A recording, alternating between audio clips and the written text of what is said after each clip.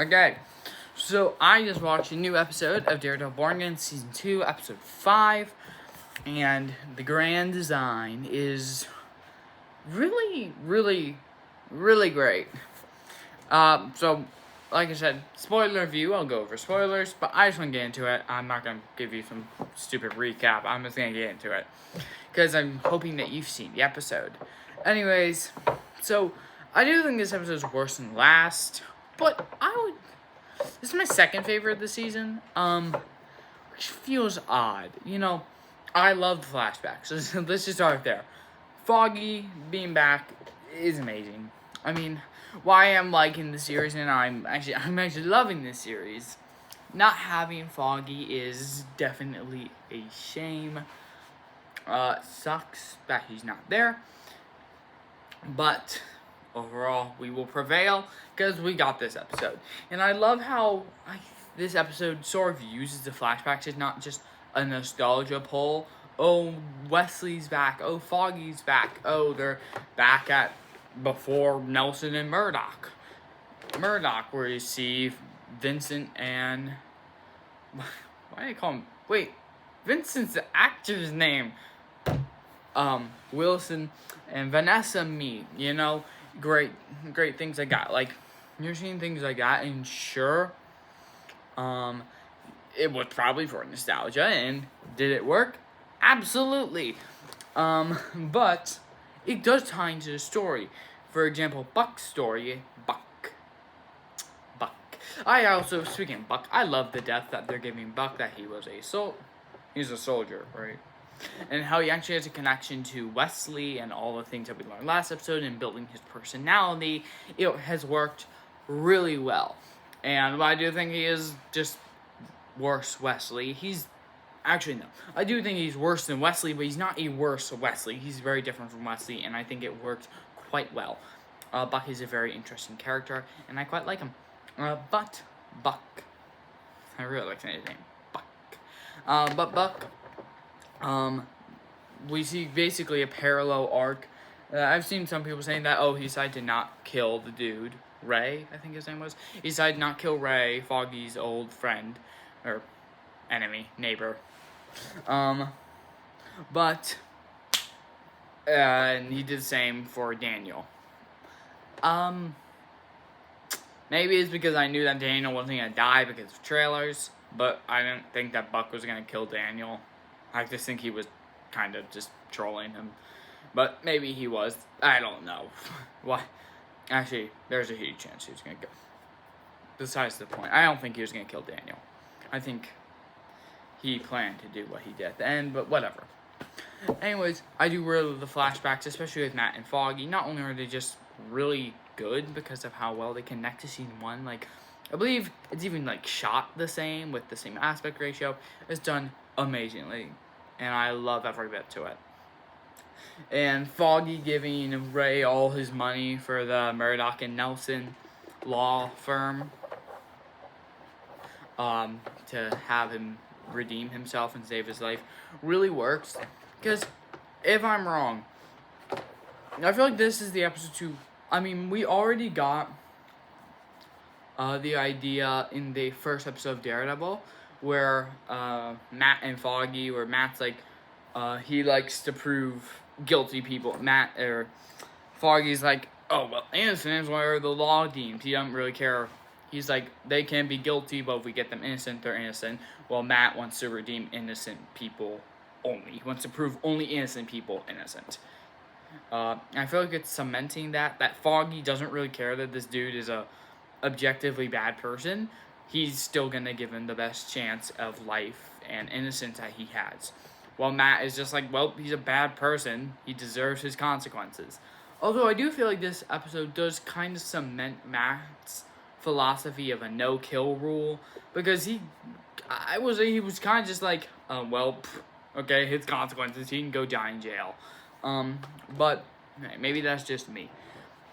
Overall, I really do love how the flashbacks tie into the main story, and they work really well, especially for what Vanessa is. We're seeing Fisk first meet Vanessa, and Vanessa put up the rabbit in a snowstorm painting, and which I find, I'm glad that this episode shows Vanessa getting intact with the rabbit in the snowstorm and her line. And I think, honestly, Vanessa in this episode is just really great.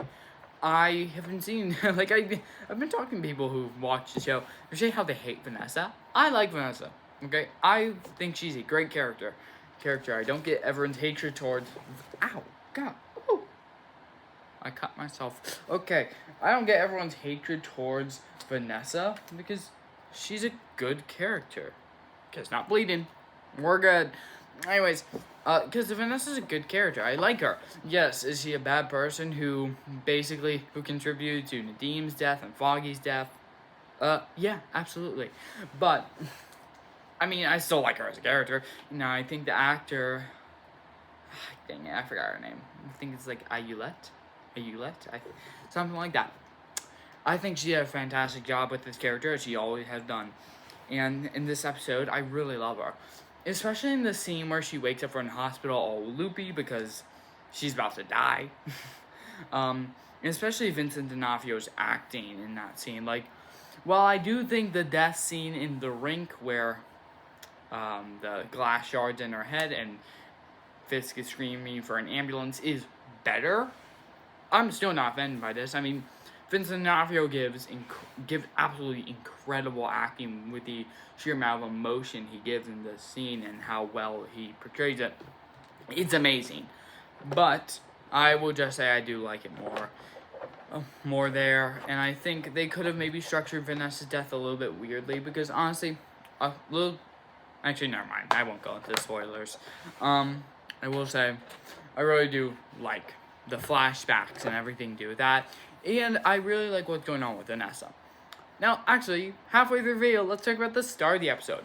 God, I loved the first, 5 minutes. It was incredible. This episode is mainly the calm...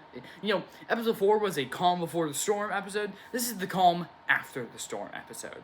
Because the storm was the last 10 minutes of last episode with a boxing fight. And it carries on the first 5 where Matt and Dex are trying to get away. Vanessa's getting rushed to the hospital, things like that, crazy, and it's amazingly done. It's so good.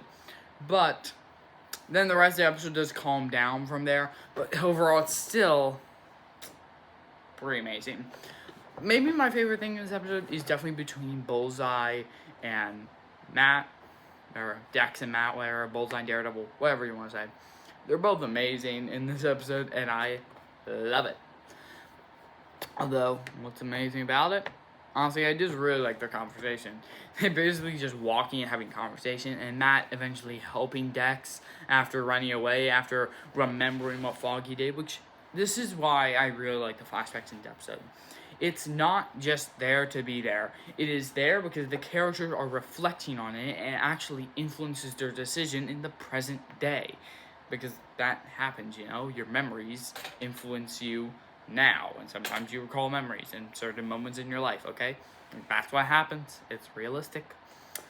Anyways, I do really like some of the things that Dex and Matt talk about, like when they're both in a church and they're talking about how these people are just how everyone's just someone who needs an itch to scratch, something to do. And also, there's a Claire Temple reference who, for how much I hear people talk about Claire Temple, the nurse from Daredevil, she really isn't in either show that much. I mean, I can't remember her being in Daredevil season 1, a lot. She was there, definitely. Not a lot. Season 2, she also showed up a good amount. I don't even think she showed up. Did she even show up in season 3? Honestly, I don't know. But it would be cool to see her come back. Honestly, I was like, oh, maybe she will. Also, I have confirmation Jessica Jones is faux show, showing up next episode. So I'm gonna stop complaining that Jessica Jones hasn't showed up this episode. Because it misled me. Because the promotion image for it was the red shirt. We see Jessica walking in, but guess what? She doesn't show up. Sorry. That does make me grind my gears because I wanted Jessica to show up because she's a great character.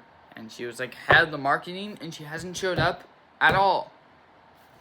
But anyways, overall, I actually am a little. I'm gonna get into negatives. I already talked lightly about how I think Vanessa's whole thing could have been handled better with her death, but honestly, that's just kind of nitpicky. My biggest problem is that the Daniel Blake and Buck plot, which is good. It just wasn't fantastic. I just felt, and it also really felt cheap because I already knew the result. But Daniel's fine because we already saw the saw or shovel moment in the trailer. So I already knew that he was fine, and I feel like it was pretty obvious, even if you didn't see that Daniel was going to be fine. So it does drag it down a little bit, but overall, it doesn't drag it down too much. This is definitely an episode that I want to rewatch, because the more I think about it, the better it gets. I had this episode at like a 9, a 9.1 when I first watched it. Then I was like, okay, 9.3, 9.4. Then I was like, 9. Then I thought about it, and I was like, so let's compare it to another episode. Invincible Season 4, Episode 6. That episode I give, like, I've, by the way, that, polar opposites. This episode, it's only gotten better the more I think about it.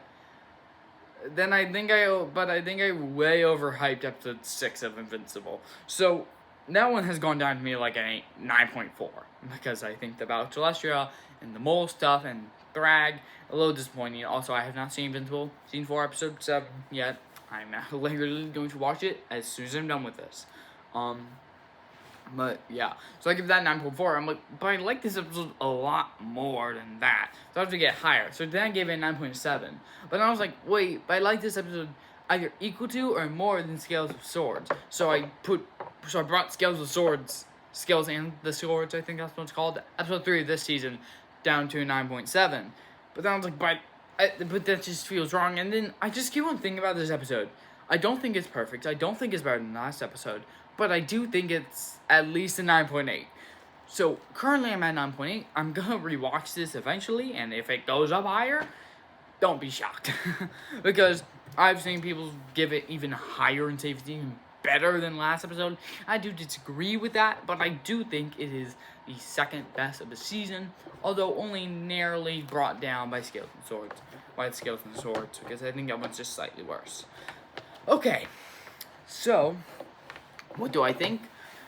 Well, comparing let's do the Invincible versus Daredevil comparison, which, by the way, I'll do a video about by both shows wrap up. I'll do that, and then I'll rank greatest comic book shows great individual seasons of a comic book show of all time. I'll do that. I'm talking about Daredevil and Invincible. So, let's start off. I think Daredevil is, unless the last 2 episodes are just last 3 episodes are just pure garbage, I genuinely just don't see Invincible winning this.